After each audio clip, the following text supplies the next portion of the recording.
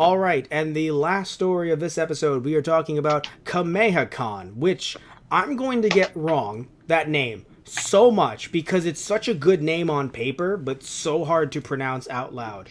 Because either there's Kamehameha or Kamehameha, so it's like KamehaCon, KamehaCon. It's really hard to say. But so sorry if I messed that up, guys. What matters most of all is that a few weeks back, actually more than a few weeks back, actually February 2nd, Vic Mignogna was let go from the convention. So Vic Mignogna was let go. I guess they dropped him from it, and it seemed like he was okay because he didn't say anything about it directly. Actually, when going over to his Facebook page, specifically around that time, he had made a statement on January 20th, which is one that I read, where he said, "This is heartbreaking. Over the last few days, a number of comments and allegations have been voiced on social media. I'd like to share my thoughts." And this is, we talked about this on our first ever time we covered Vic stuff, where he was saying, he covered about comments about him being homophobic, anti-Semitic, any other allegations of sexual assault, sexual harassment, things like that. But so on February 8th, this was 6 days after KamehaCon let him go, he said, "It has come to my attention that there have been threats made towards others by fans in support of me. Let me be perfectly clear that I would never condone anything approaching this whatsoever, and I call upon anyone doing it to stop this immediately." So again, I'm going to show it right here. He said, this is stuff that he said before, right? And we've covered this earlier. So he didn't say anything about this when it first happened, strangely enough. But either way, though, KamehaCon has actually said, you know what, we're going to bring Vic Mignogna back. So they announced this on March 22nd. And so if you do want to go see him, well, April 12th to 14th, he'll be at the Irving Convention Center at KamehaCon. Now, what are our thoughts on this? Well, if you've seen the coverage that we've posted, you're probably thinking we're to go in one direction and only in one direction. But I want to cover this from a few different angles. So, first of all, I think that if they were going to do this, they should have never actually let him go in the first place. Right. And I think what that would have done is that would have signaled to everyone who wanted to go, who thought, oh, wait, Vic isn't going and I feel weird about Vic going. All right, now I can buy tickets. And it feels as if this is a slap in the face to fans, to guests, to artists, anyone who has been invited to this or who wanted to pay to go to this. And then when Vic was let go, right, when Vic was let out of his contract, seemingly let out of his contract, technically not, and we'll talk about that a little bit later. We'll talk about that a little bit later. But we're talking about things as they came up. So originally when this came up, it was it was assumed that Vic amicably and the con amicably said, "We are parting ways." Right. And so now we see that they've brought him back. So originally, people were like, what's going on here? Because again, also something I should note too, if you don't know this, Tristan, for anyone wanting to pull out, not necessarily guests, but anyone who, let's say, wants refunds, this is 3 weeks until the con. So they announced him coming back after the window was closed. Oh. So you could argue chargebacks could work, but unless the con explicitly says, no, don't worry, we'll let you out of this, we'll do this amicably, technically people have to show up. Right. Or if people have paid for tickets. Another thing too, by the way, even if someone, even if it wasn't 3 weeks to the event, you still going to a con like this. I mean, Tristan, you and I are in New York. So if we wanted to go to this, we'd have to pay for hotels. We'd have to pay for flights. Again, as attendees, not as guests. Look at our numbers. We would not be invited at this point in our streaming, our YouTube careers. But if we wanted to go as guests, we'd have to pay for hotel rooms, for flights to get there, for the con itself. And even if we got some or all of that back, still, I mean, we wouldn't get all of it back.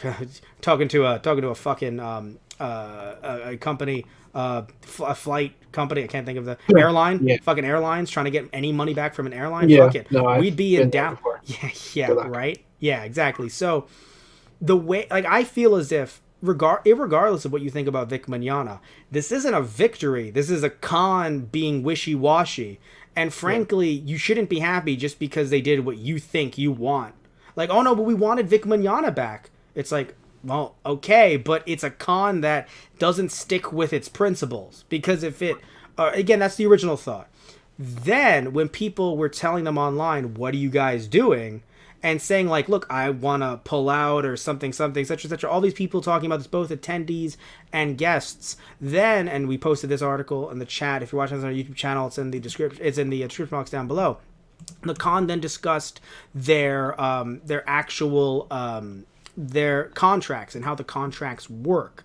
So we're actually going to go through that right now. Let me open up this right now so you can see that's on the screen right now, and I'll read them out to you for all of you guys listening to the podcast. Once a guest has been advertised or promoted in any way to appear at event, neither Silverfire, by the way, Silverfire is their parent company, neither Silverfire nor guest may change the parameters of this agreement or cancel guest's appearance for any reason other than those outlined in section 4.3 and 4.4. However, neither party shall be in breach of this agreement if there is any total or partial failure of performance by it or its duties and obligations under this agreement, occasioned by any act of God, fire, act of government or state, criminal act of any third party, war, civil commotion, insurrection, act of terrorism, embargo, labor disputes of whatever nature, adverse weather conditions, event cancellations, and any other reasons beyond the control of either party. So basically, what they're trying to say is this. You can't just say, I don't want you to go to the guest, nor can the guest just say, I don't want to go. Now, of course, the con is going to want to protect them from a guest who just goes, wait a minute, I don't like Texas. I forgot this was in Texas. Screw you. And then doesn't want to go. Of course, the con wants to protect themselves from that. Yeah. But this con, the fact that they can't let guests go at their whim, yeah, I get why a guest wouldn't want to be dropped randomly, but that really puts the con in a position where, irregardless of what the situation is, I feel as if that is incompetence on part of the convention. Now, you might be wondering, Matt, what do you mean? What are you talking about? Well, here's how I'm looking at this, right? Let's take Vic Mignogna out of the equation. Let's just make up a hypothetical guest, right? And this isn't me trying to straw man. I'm just saying that the con seems incompetent for this reason. So let's make up a hypothetical guest. And this guest says, you know what? I hate N-words. They don't say N-words. They just go, I hate N-words. N-words are the worst. Man, all of my fans that are N-words suck. If they say that, then it's not technically illegal. Right. I mean, looking at the contract, it's not illegal. The event isn't being canceled over it. It's not considered an act of terrorism, obviously. So looking at all of this stuff here, it's not an act of government or state, act of God. God did not make you a racist. So, I'm trying to be legit here, though, you know? Like, I understand. It's just, in a situation like that, why would the con put itself in a situation where it's just like, all right, we have to still invite them, even though they're going to make us look like we're harboring... We're contractually obligated to let this person in. Yeah. And the thing is that it's not like it's... like they put themselves in a rock and a hard place purposefully. And you know what? Maybe someone says, hey, Matt, don't do that. Maybe you don't care about stuff like this. But think of it like this then. If you're really like, Matt, I don't care about racism, sexism, or homophobia. Well, okay. But look at it like this then. What if... what if this hypothetical person said, man, KamehaCon fans suck. Anyone who wants to go to KamehaCon sucks so much. They are the worst and they should go die in a fire. Could you fucking imagine if the con is just like, inviting to our convention this person? Like, you can't actually... Like, that's what I'm saying. So it feels as if the con has written themselves into... Like, they're in between a rock and a hard place. Yeah. Because they can't necessarily... The contract has written them into a hole that they... Yes. Yes. So irregardless of what you think about Vic Mignogna, what you think he has or has not done, even though there are pictures and there are videos, so that is... that's evidence of something. Not evidence of, of the fact that he should maybe be thrown in prison or anything like that, but that there's pictures and video, and no, it's not been doctored. You're talking about if you're talking about some of those some of the Mosaic, that's because Anime News Network and other journalists, other websites, they can't show underage people. Even with their permission, they technically can't show them because they're underage, especially if they don't have their permission. So you can't just do that to people. It hasn't been doctored to make it look worse. But anyway, that's just a little side rant that I don't want to make an entire video on. But still, point being is that regardless of what you say about those, still they've put themselves in a position where over anything that isn't under this agreement, unless both parties agree to let it go, they can't do that. Now, what I'm confused about is you would assume that Vic agreed in February to let it go. So I don't understand necessarily why they did that. And what's also a little odd as well. Actually, no, before we even get to that, I want to mention a few things. So I want to mention the reaction to this because not from the fans, not from, people talking about this, but specifically from some of the guests who were going to go. So let's actually go over to KamehaCon's page right now and take a look at some of the cancellations. Now, not all of these were due to Vic Mignogna. Some of these were up before this was announced, but I'm pretty sure looking at some of these right here, Monica Rial, Jason Douglas, and Damon Mills did say that they were pulling out. Now, Damon Mills and I believe Jason Douglas did not say it was directly regarding Vic Mignogna, but they did come out afterwards to immediately say, hey, sorry, but I'm pulling out. Monica Rial obviously is based off of Vic Mignogna, but I think it's a bit different than what some people are assuming. And we're going to get to that a little bit later. What I want to show right now is something that confuses the ever-loving hell out of me. Because even though, yes, technically a person attending, or rather a guest who's been invited, could still technically pull out, right? Again, according to those agreements, right? According to those conditions, they could pull out.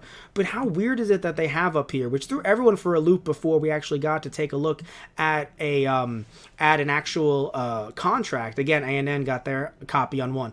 It says all guests subject to cancellation. Which I know you have to put that disclaimer there irregardless, because every con does. But it is so odd that you put that up there, and then it's like, but actually not really. Yeah. So I wonder if it's a situation where it's more of a, even though it is in writing, it's very much a handshake situation where if someone goes, hey, I want to pull out, they're like, well, you know what? Yeah, we're cool with it. All right, fine. We'll see you next year maybe. And unless someone's like a repeated, a repeated person who drops out, right, does that repeatedly. If they're a repeat offender, that's the word I'm looking for. We're doing this rather late at night. They are a repeat offender. Then I think maybe the con goes, actually, screw you. We're never inviting you again. But in this case, it might just be more of a, even though it's not a handshake agreement technically, because again, there is a contract, obviously. But it is looked at in a way that it's like, yeah, no, if you want to drop out, just tell us. We really won't care. We're not really going to go and care about all that stuff. Don't you worry. But in this situation, though, maybe with Vic, it was really more of, hey, man, you have to get out of here because of what you've been accused of. Maybe, perhaps, I don't know what they've said to him behind closed doors. All we know is apparently Vic was not happy with it because clearly he's back. So he must have said, you know what, I don't disagree with the contract. And we've even heard some stuff from behind the scenes from Nick Rekieta, who we'll be talking about him next week. Again, we don't have a lot of time to talk about him in this broadcast and his stream with Ty Beard. However, he was saying how it seems as if he, even though, by the way, want to mention, he is not Vic's lawyer. So anyone who's saying he's Vic's lawyer, he's not Vic's lawyer. He is a friend. And I do think in some ways, even though he is educational, Rekieta, in some ways he's doing more harm than good. At the same time, though, he is not Vic's lawyer, so he technically has no ties to this. But he was mentioning the fact that it seems as if one of Vic's lawyers looked into this, and I guess perhaps if Vic said no, and he said, hey, I'm not agreeing to this, then they let him back in. Or perhaps it was considered to be a breach of contract, and Vic could sue. But it's a little odd though, because again, why would Vic have not agreed back in February? Yeah. Like, could he just maybe there's something in the contract where you could renege on that like on that disagreement, and it wouldn't be held against you, perhaps. Like, in other words, if you sign the contract, even if both parties said no, you're still allowed to get back in on that. I don't know, and I only say this because while we have the copy of the agreement, I am not a lawyer, so there could be some loopholes that could have gotten Vic Mignogna back in. What's confusing to me is that I don't know what Vic's angle is and what his goal is, because if his goal is, but I want people to be on my side, I don't want them to believe all of these lies and slander, and I want them to appreciate me just for the voice acting, I feel like to kind of strong arm, even though yes, there was a contract, but to strong arm an event like this doesn't really look good. Now, I mean, on the other hand, you know, that now leaves it for, like we said before, other guests that may have shown up previously, or, you know, other people who bought tickets to go to the con itself. Yeah. Now, you know, they're shit out of luck. Now, I want to mention, to be fair, when someone says, in my opinion, from what I've seen, when someone says, "Oh, why would Monica Rial want to pull out if she doesn't feel safe?" What? It's like Vic going to attack her? Obviously, Vic Mignogna is not going to attack her. Obviously, security will be watching Vic Mignogna like a hawk, because I would hope. Actually, you could argue this is potentially his goal. If people say Vic was so nice at that convention, then perhaps that does help his public image and his persona. But before we get to, again, I'm still confused about Vic's goal a little bit, and we'll get to that a little bit later. But the reason why I'm saying that Monica Rial is not really concerned about Vic Mignogna, it's more so the idea that people have sent her death threats. People have sent her death threats in video comment sections of ours that we've done about her and about other people who have accused Vic of stuff. So when you are in a situation where people are saying, "Hey, if you go to that next con, you might as well you should wear a bulletproof vest," which again has been said about her before. Yeah. When she's getting harassment like that, why does she want to deal with, with that potentially coming to her doorstep, coming to her front door? Not literally, of course, but at her job, at her place of work, because that's what this con is supposed to be for her. So. Yeah. I understand why she wanted to pull out. Right. I think it is a bit foolish if, because it's kind of foolish because here's what's foolish. You have some people saying, "I hope that the con sues Monica for all she's worth," and it's like, dude, like, just, you gotta chill, man. Like, irregardless of what you think about Monica Rial and what she has said about Vic Mignogna, irregardless of what you think about this, if she and the con agreed to have her pull out, then just let it be. Now, there are some conspiracy theories, because why would there not be conspiracy theories? Well, here's the thing. It's technically, you could argue it's not a conspiracy theory, but my issue is that we have not seen physical evidence of this. And here's the thing. So Nick Rekieta, again, Rekieta Law, has his YouTube channel. We'll even link his video that he made in the description box down below on our YouTube channel when this video is out there. He was talking about the fact that he has sources inside KamehaCon that have said that Monica Rial and Chris Sabat have actually tried to stop Vic Mignogna from being brought to the con. So they were talking to the guy that runs the convention and said, "Hey, if you let Vic Mignogna in here, then we're going to be out. So we're going to drop out if you let Vic in here." So the reason why I say this is a conspiracy is because, look, I get that you could argue, oh, Nick can't reveal his source.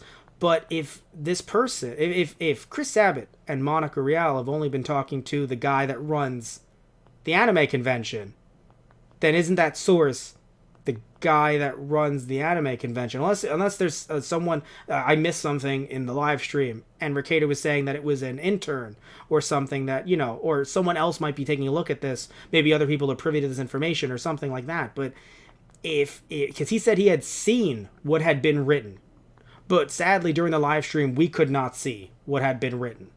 Right. So I'm watching this hoping that there's some big moment that I could actually potentially report on in talking about this. And there wasn't. It just seemed like a lot of hot air, and it's kind of frustrating because as a lawyer, Rekieta is actually, like, you can tell when you watch his stuff, you're like, okay, this guy knows his shit, and I'm learning a thing or two. And then he talks about stuff like this, and it's like, dude, at this point, it comes off as conspiracy because, I mean, at this point, again, just at this point, while Real has pulled out, so you would say, oh, but then that confirms it, right? Real pulled out, so then therefore what Nick Rekieta said is true. But Sabat has not as of yet. I keep on saying Sabat. Sabat has not as of yet. And because you can see him actually right here.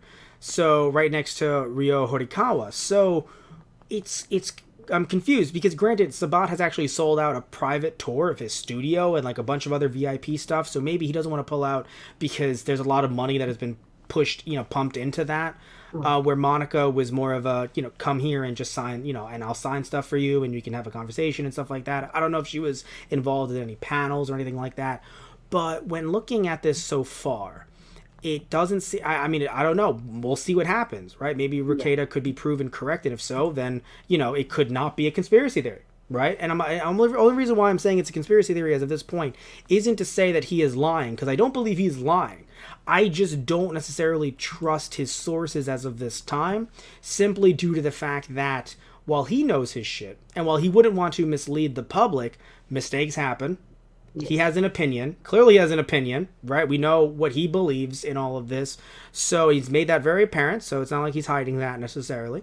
But I just don't know if Chris Sabat and if Monica Real are going to conspire like that to go against Vic. It may have just been a simple comment of Monica saying, hey, look, like, I've said this stuff about him fairly recently. Right. And I've been getting death threats from some people very uncomfortable personally because exactly. Yeah. I mean, again, it's not like Vic Mignogna is not going to be watched.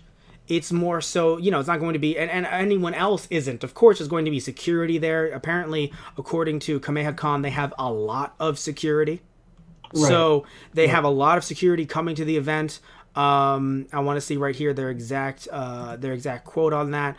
So clearly, like, they're not saying like, oh well, what can we do? They have. Here it is right here. I'm gonna put that on screen right now. They say that we are aware of withdrawals from conventions. Though discussion will be handled professionally and privately. We ask that you please respect their decisions. We still have some amazing guests that will be announced and that are excited to meet you all this year. Then they go on to say our vast security team is led by and comprised by the fine men and women of Texas law enforcement. We have zero tolerance policy for harassment, and we take all threats seriously. Anyone who seeks to violate those rules will be prosecuted to the fullest extent of the law.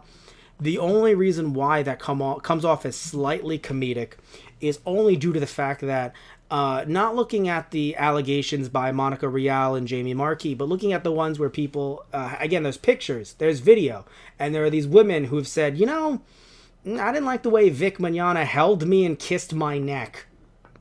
And it is kind of, in a weird way, comedic in a sense to have KamehaCon go, and by the way, we don't tolerate that kind of stuff. It's like, well, all right. Like, I mean, I guess you don't, but it's a little odd. To say the least, but still, you know what? I do trust them, though. I do trust that they don't.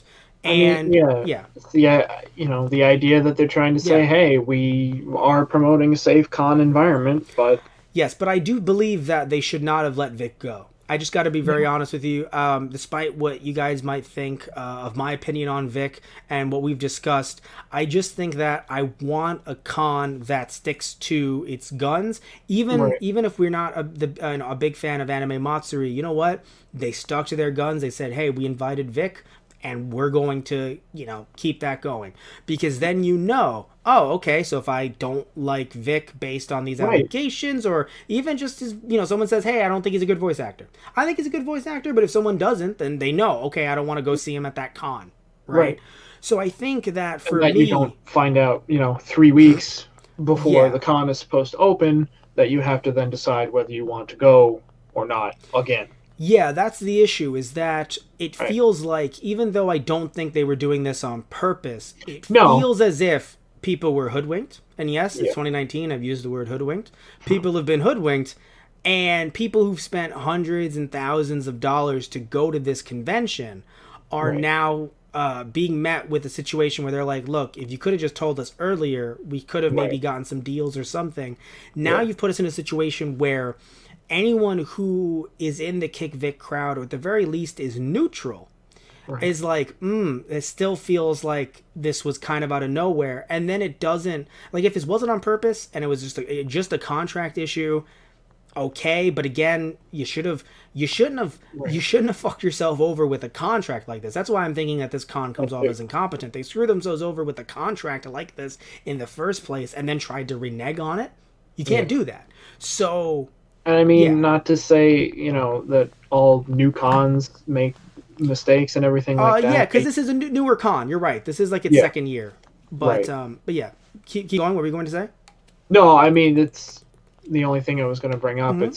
It is a newer con coming onto the scene, but again, that doesn't really mean anything. You know what it is? You know what it is for me too? I think it's a newer con, you're right. But if it had a random name, then okay. But because it's KamehaCon and it comes off as like the Dragon Ball Z con, especially because it's in Texas.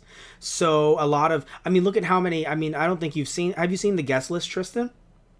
No, I haven't. Oh my god, I'm going to read it off to you right now, which to some people might go, are you... No, some people might say... I have heard of it as, yes, being primarily a con revolving around Dragon Ball. Oh no, but just to quickly do this, Ryo Horikawa is the Japanese Vegeta, Linda Young, the original Frieza, Damian Clark is Cell, and of course he came back to voice Paragus in the new movie, Sonny Strait, Stephanie Nadolny, who was Kid Goku and Gohan.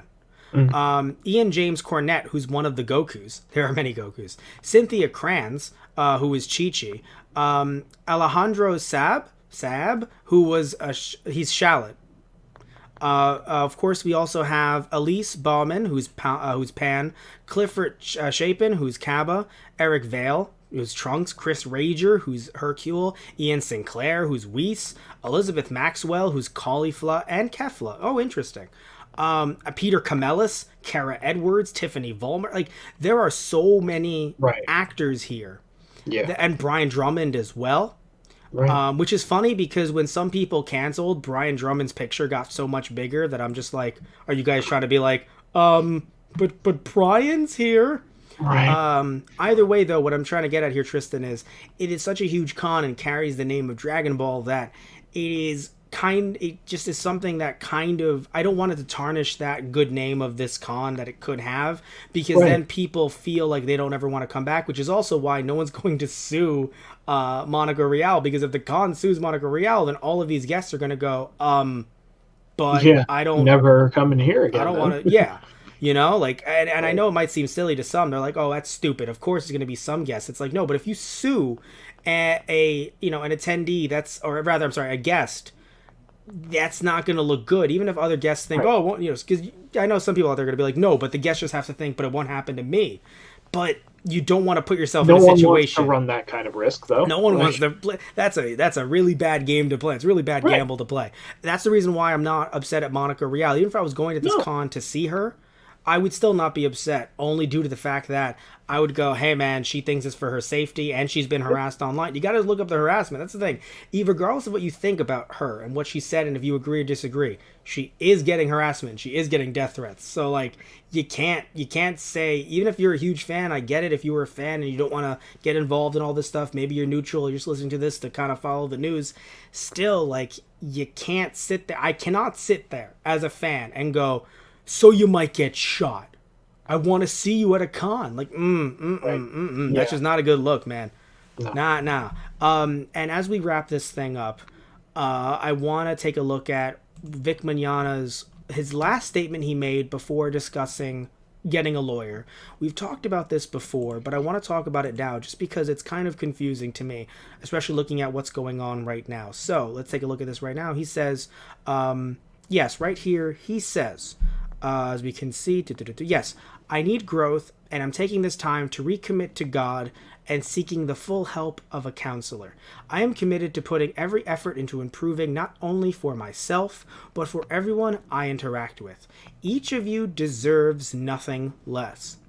So he says that, and I'm like, and I think at the time I had said that was an amazing move. You guys can go check out the older videos we made if you think I'm bullshitting you. We said that it's good that he's saying that, and we hope that he does get help. Yeah.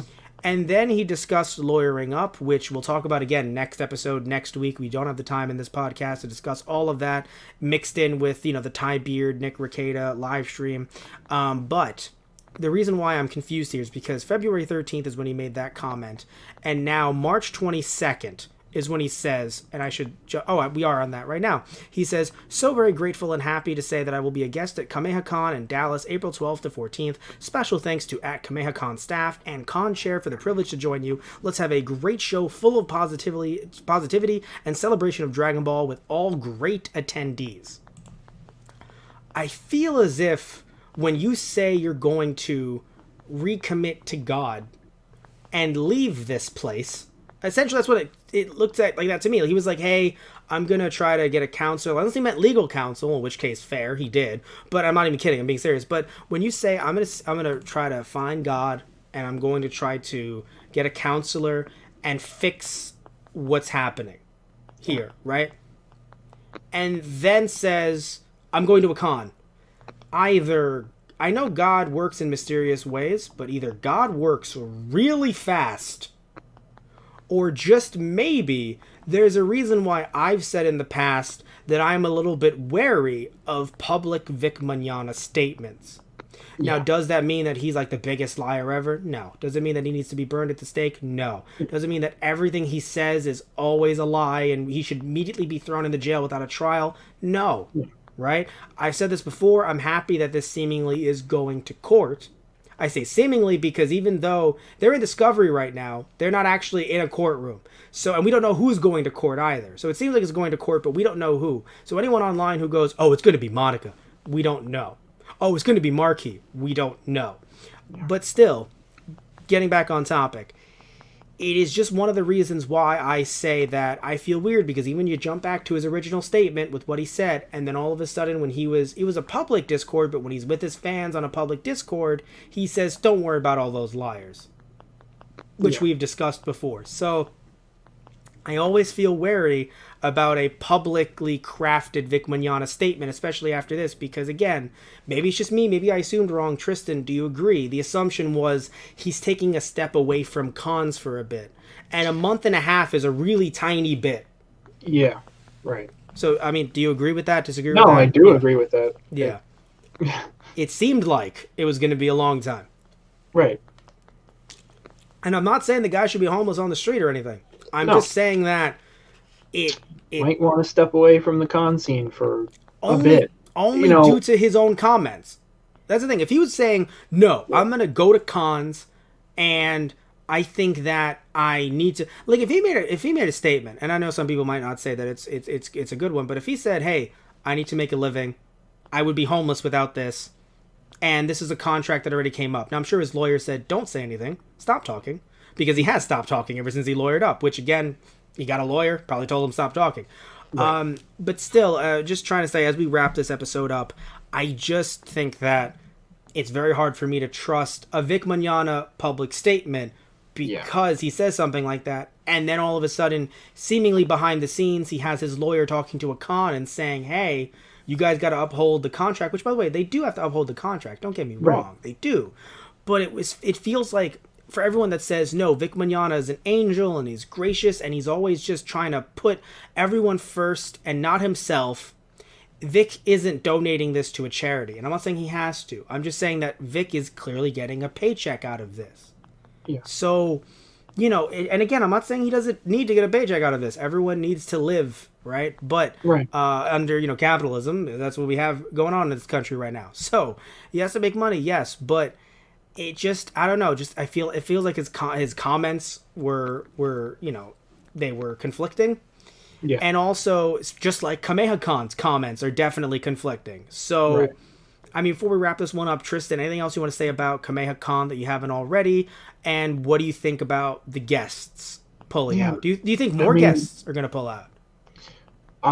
Honestly, I think more might, yeah. All right. I don't know, because I think that with 3 weeks to the event, maybe more might, or perhaps the con said, look, we're going to let Monica out of this for obvious reasons. Yeah. Because we don't know why Damon Mills left. He might have had a personal emergency with like his grandma or something, right? Right. But with Monica Rial, like they probably thought, you know what, we're good, we get it. But perhaps if someone else, like Josh Martin, the voice actor for Majin Buu, has had a lot to say online about people who are being pieces of shit to him. So if he, says, hey, I want to get out of this, they're like, hey, dude.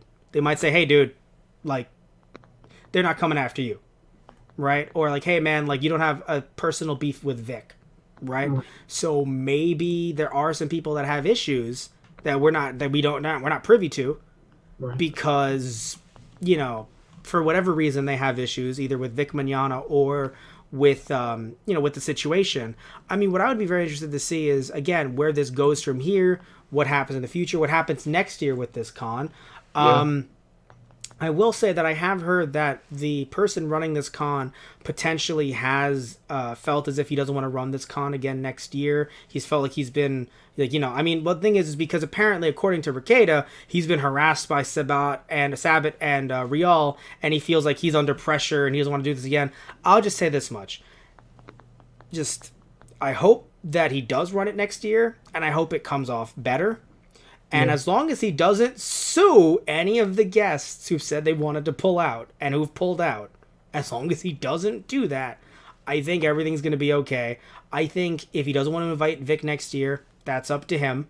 And if he wants to invite Vic next year, I hope he does it immediately right out the gate, and then people know what they're getting into. Right. Because that's all it is. Just let people know what they're getting into right out the gate. This is a very controversial issue. This just came up. It's only been 4 months since this has come out. You can't just bungle this like this, KamehaCon. And I think that's the problem. They really bungled this because even if it's not meant to be sleazy, it looks sleazy that now people... that now people can't get their money back. Right. And now if they want to pull out of the event, an artist might lose hundreds and hundreds of dollars to try to pull out of this. And then guess what? KamehaCon obviously has a list of people who are waiting, a waiting checklist. Right. They're like, oh, okay, what about you? And they can find the next person who says, you know what? I don't care about Vic. In fact, I hope he did do it. And it's like, holy shit. And it's like, well, okay, I mean, you're paying us. All right, check that off. Like, it's just something that I think KamehaCon hopefully learns from, which is, A, honor your contracts, but B, be honest with everyone. Right. Don't say things that you feel uncomfortable saying about someone else's contract, but if this is the standard contract, they could have said it about, they could have released this info weeks ago. Right. Yeah. So, anything else you want to say before we wrap this up? Yeah, I mean, if anybody out there is going to the con, I hope you have an enjoyable and safe experience with your con going. And tell us what you think. You can tag us at Those Guys Radio, because honestly, I think that nothing will happen in terms of Vic Mignogna, but I do worry about someone not doing anything crazy, but I worry that someone's going to say something stupid. Right. So I'm a little nervous about that, but other than that, but I don't think it'll be on the guest side of things. I think it'll be attendees. It would be on the attendees side of things. Yeah. So either way, we'll see what happens. Maybe everything goes well, and if so, then I guess, like I said earlier, that might tie into what Vic is thinking. Like, oh, I'll look good in public. And it's like, no, because it's not a terrible idea. Oh, if I look good in public, hell, it'll probably help his case in court. So he might be thinking, I look good in public, see? But I think the problem is that... I think that gesture would be better taken if he took some time away from cons. Like, a few months. I would say a year. But, like, hey... Yeah, I mean... before, people gotta eat. You gotta get a paycheck. Yeah, so I think a few months would have been...